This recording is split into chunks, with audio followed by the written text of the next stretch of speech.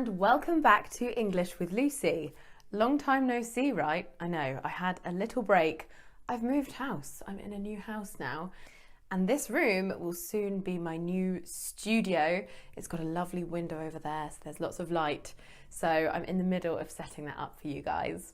Today, I'm going to talk about improving your understanding. So being able to understand what native speakers say when they're talking and when they're talking quickly. Now, I have done a video that is quite similar to this. It's along the same lines. It talks about the same subject, about listening and improving your listening skills. If I remember correctly, I think there were 12 ways that you could improve your listening skills in that last video. If you want to see that, you can click right here and I'll put a link in the description.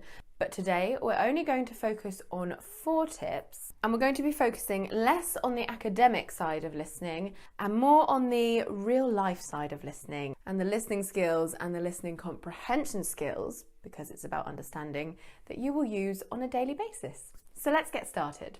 So tip number 1, order your resources. Now, the biggest tip that any English teacher will give you if you're trying to improve your listening is listen to movies, listen to audiobooks, listen to more exams and things like that, listen to the news, listen to the radio. Excellent tip. It's a tip I give myself, but I want to make sure that my students listen to the right things in the right order.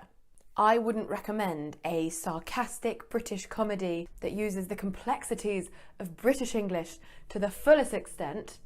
See, they'd use things like that, and I almost don't know what I'm saying, so you maybe won't either.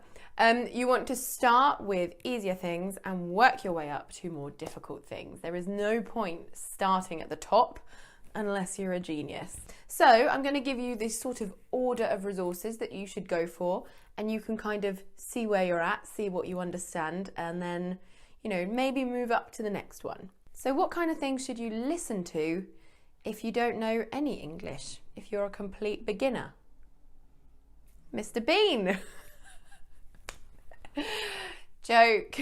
That is a joke in Mr. Bean. He says very little in English, but it is a fantastic TV show. So watch that for fun first, and then you can start your English listening practice.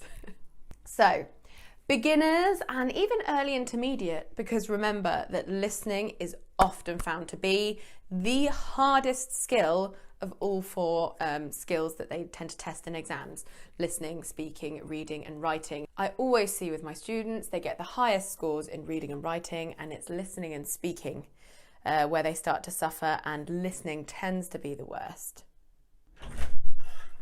Oh my God. Hello and welcome to English with Lucy. Shut up. Oh my God. Sorry about that. I got disturbed. Where was I? Hello and welcome to English with Stop Lucy. it. This is why I don't upload more regularly. Bye, Will.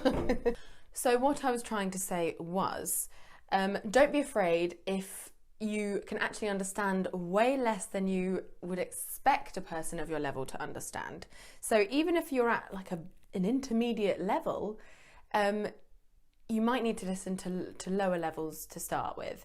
So what I always recommend is test out listening to children's TV programs, simply because children's TV programs are normally designed to help a child learn more and understand more, and also improve their vocabulary, especially TV programs for younger children. If you want, I have a great recommendation for a British TV show that's designed for kids. It's very educational, it's packed full of vocabulary, and it is Peppa Pig.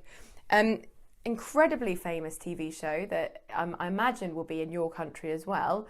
See if you can switch it into its native language, which is British English. And it's actually really, really funny, because I think it's designed for parents to watch it with the child. So not only are you learning loads, it is just a really good program. If you find yourself understanding 80% of Peppa Pig, or whatever you choose to watch that's designed for children, then you can move up to slapstick comedy. Comedy that is silly. It's not got in-depth humour, and it doesn't play around with the language. It's just basic comedy. Normally, and I really don't want to offend anyone here, but normally American comedy shows are more on this level than the English ones. The British English sense of humour tends to be darker, more subtle.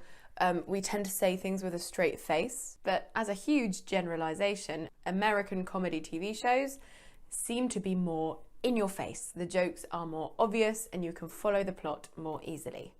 A couple of recommendations for you are, of course, Friends. Friends can be enjoyed in any language, and chances are you've seen Friends in your language, so you'll understand more or less what's going on in English as well.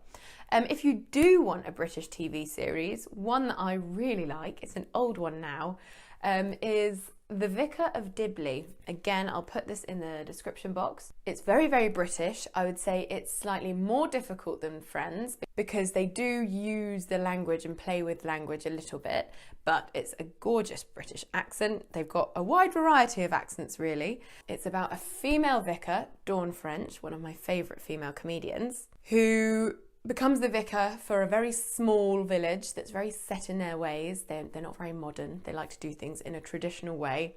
And it is hilarious. There aren't that many episodes, but it's something I always watch with my parents at Christmas. Next, I would move up to films and TV shows that tend to have less talking, i.e. action films, detective films, films and TV shows where there's time for you to think about what's going on and it's very visual. And then obviously for the most advanced, you'd want to look at sci-fi because they give in-depth explanations, dark comedies, drama, and also period drama. That's quite difficult because they tend to use old-fashioned language, obviously. The next tip is one that is so important. It's practice, but it's not just practice. It's practice with consistency. An hour-long conversation with a native, fantastic. That is great practice. But an hour-long conversation with a native every single week with feedback, now that is how you're going to improve your understanding. And not only that, making sure that you work on every single other skill as well. Obviously, we need more. Obviously, it's always good to really focus on what you're lacking, which is your listening skill, but improve your pronunciation, improve your reading so that you understand more words. Writing is also incredibly important. Speaking and listening goes hand in hand. This tip comes thanks to the sponsors of today's video. It is Lingoda. Lingoda is an online language learning platform that is very close to my heart. I really like what they do there at Lingoda. You can learn English, French, Spanish or German with real qualified native teachers in both group and private classes. I've had so many English with Lucy students study at Lingoda and I've got such great feedback because it's perfect for busy people. You can schedule in classes 24/7. There are teachers all over the world. There are always group and private classes available. I've tried out some of their classes myself and they are really high quality. You've got fantastically prepared activities with the real native qualified teacher, very small group sizes, private lessons as well. You pay on a monthly basis. There are various different tiers, different levels, and they have given me a special offer to give to you. You can get $50 or €50 off your first month at Lingoda. All you have to do is click on the link in the description box and use the code that is right here. Please let me know how you get on because I love to hear about your success stories. Moving on to my next point, which is more focused on real life conversations and how to understand native speakers when they're talking to you and when they're talking quickly. My tip for you is dominate the conversation, which I know can be quite hard, especially if you're naturally quite an introvert. I have my days. Some days I'm an introvert and some days I'm an extrovert. But I'm not talking about going into a conversation and taking over and dominating everything. I'm saying take the lead with the conversation and direct it, because if you're speaking with a native speaker or somebody who has a much higher level than you, you are the one who is doing most of the work and they can kind of relax. It's very easy for them to not understand if they're just native, or to forget if they did learn once but now they're at a kind of level where they don't have to think about anything. It's all natural.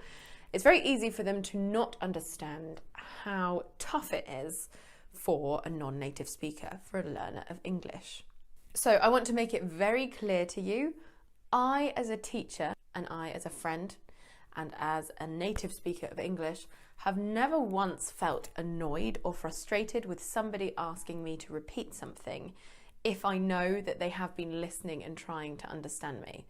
If, it's my boyfriend who obviously has zoned out, who wasn't listening to what I was saying and then says, "What? Sorry, can you say that again?" Yes, that is annoying. If someone's obviously not understood me, I don't mind. In fact, I'm glad that they want to understand what I'm saying and that they care enough about what I'm saying that they're asking me to repeat it.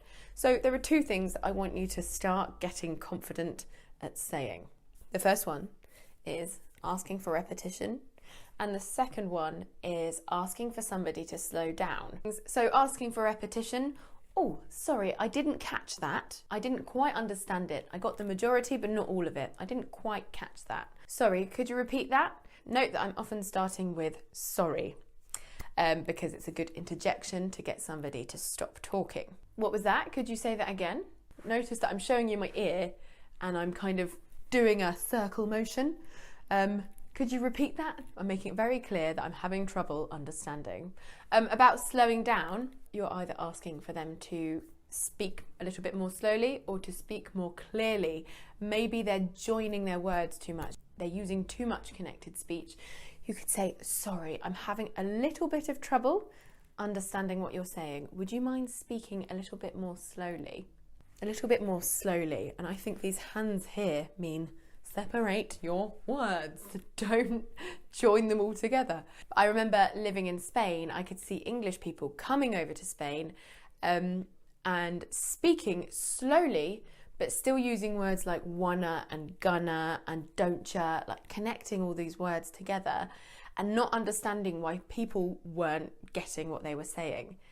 They had no idea. They were trying to be clear. So people just need that reminder. And you have every right to ask someone that, so dominate the conversation. Another part of this tip is you ask the questions. You can make sure that the conversation stays on track.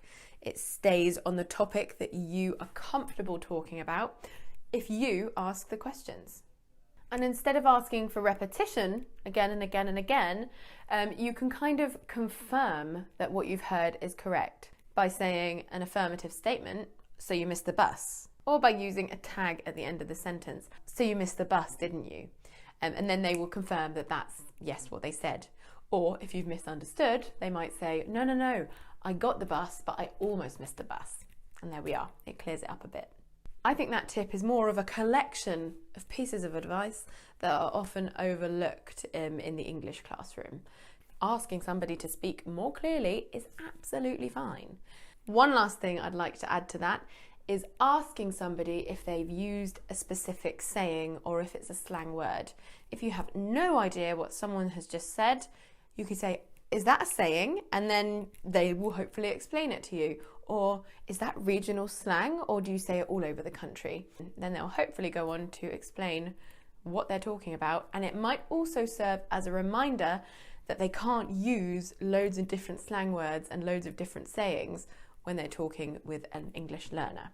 Obviously, if you're at a very high level, you of course want somebody to speak as naturally as possible, but there is nothing wrong with asking somebody to slightly adapt to you if you're really struggling to understand. Now, my last tip, tip number 4, this one is incredibly important because it's very easy to lose enthusiasm and to feel disappointed because you're not understanding as much as you think you should be able to. I get this comment all the time, okay? It is, "Lucy, are you speaking really clearly? Because I can understand everything you're saying, but when I try to listen to other native speakers, I can't understand anything." My tip is manage your expectations. You need to understand that what you study in private and what you practice in private is always going to be at a higher level than what you experience in real life. What I mean to say is, I'm in a teaching environment right now. I am making sure that I'm clear. I'm not slowing down a hell of a lot. I still use slang phrases, but I will try and explain them. A hell of a lot means a lot. but you need to understand and expect you're not going to be able to comprehend as much outside of the classroom and outside of your private personal practice as you do in those times. And it's very important to have this understood from the very beginning because it's so easy to lose motivation. And really, these tips, they all link together. You need to practice. In order to practice, you need to use different resources, but make sure you choose the right one. Make sure you put them in order.